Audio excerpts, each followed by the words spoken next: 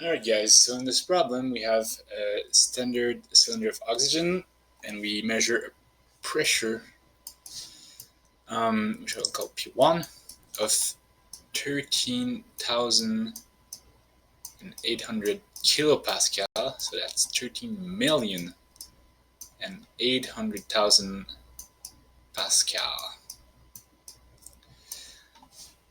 with a volume of 0.014 meters cubed. They are nice this time because they convert from liters to meters cubed for us.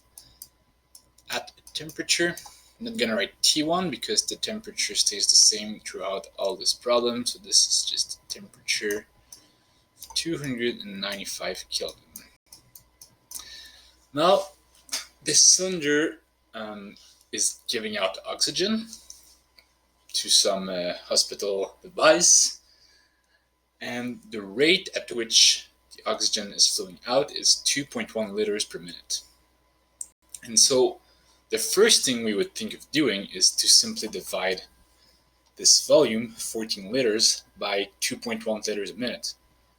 And that would give us, well, about 7 minutes, and it's gone. But this is not how it works, because in this problem, the flow rate is measured at atmospheric pressure. And so there is a second scenario in this problem, which is how we measure the flow. The flow is measured once the oxygen is out of the of the canister, of the cylinder of oxygen. So once it's out, the pressure is different. The pressure is 1 atm. And 1 atm is 101,300 pascal, or 101.3 kilopascals. Alright, now the volume we're going to use here is 2.1 liters. So this is going to be a per minute situation. How much oxygen per minute are we losing? Oops, 2.1 liters. 2.1 liters, we have to convert it to meters cubed, used in the ideal gas law equation. And so, how many zeros here? Just 2 zeros. If we divide by 1,000, which is the conversion factor between liters and meters cubed, we get 0.0021 meters cubed. Temperature is the same, as I mentioned.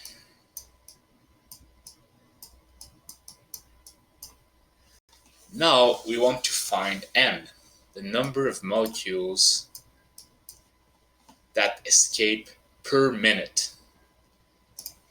We also want to find the number of molecules present originally in the cylinder. And so to calculate those, we can do it on each side individually and use the ideal gas law, which is PV equals nRT, or N equals PV over RT.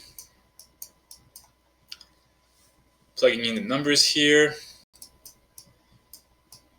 that's a huge number, huge pressure here. In such a small volume.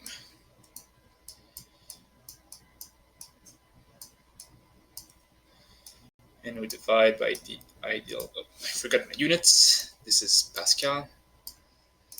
Divide by R, which is in joules per mole Kelvin. And then the temperature, 295 Kelvin. Right, let's run those numbers down. 13,800,000 Pascal times 0.014 meters cubed divided by 8.31 joules per mole Kelvin and 295 Kelvin. And that gives us a number of 78.8 mole. Now we want to do the same thing on this side to figure out how many moles we're losing per minute. So same thing, N equals PV over RT. P is 101,300 Pascal.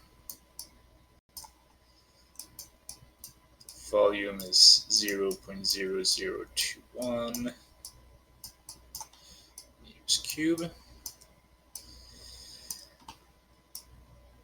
R is 8.31 joules per mole Kelvin. And the temperature is 295 Kelvin. So different pressure, different volume, but the same temperature. And that gives us a number of 0.0868 moles. All right, and all of this is per minute. So let's write this down again. We have a total of 78.8 moles in the cylinder. That's the cylinder. So we have that amount of oxygen. And there is 0.0868 moles that are leaving every minute. And now what we want to know is, how long does this last?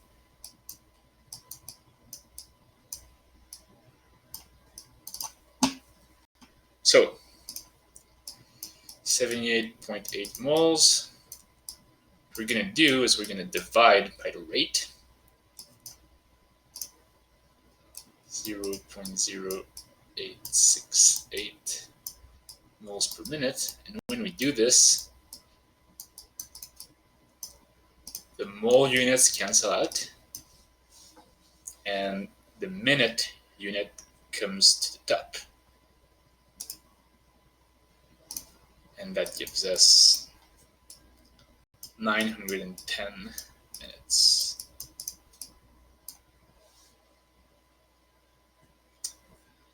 Which has been rounded off. And this is the solution as given in the manual. So good job for following on this one.